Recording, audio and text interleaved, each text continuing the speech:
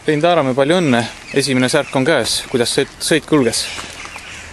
Sõit kulges väga raskelt, et need Eesti teed nagu nad on, et viiskilti sirge, et nagu selliseid puhkemomente ei olnud, et kogu aeg tuli algusest lõpuni see 38 kilomeetrit täiega panna, et välismaa eraldi stardid on tavaliselt selline, et on tõusud, laskumised, kurvid, külad ja nii edasi, et siis on nagu sellised momente kohast rohkem, et siin oli praegu niimoodi, et algusest lõpuni nii palju kui tuli, et üks kurv oli isegi, 2 kurvi olid isegi sellised, kus ei minna eraldi seda lenksust, et ei pidanud väntama, see oli ära lõpetama, et selles suhtes oli väga raske. Keskmine kiirus oli ka päris ja tulemus võrreldes teise kohaga ei näita seda, et tegelikult nii raske oli.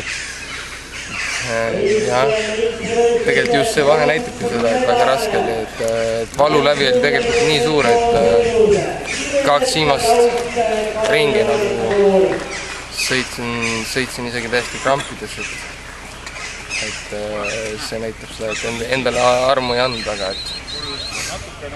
et muidu ise ma arvan, et see vahe tuleb umbes selline, ikkagi profi ja amatööri vahe on selline. Kuidas hindad oma võimalusi ülehomme grupisõidus? No, kindlasti šansse mul on, aga ega ma erilist suuri võiduvõimalusi näe. Liiga sile?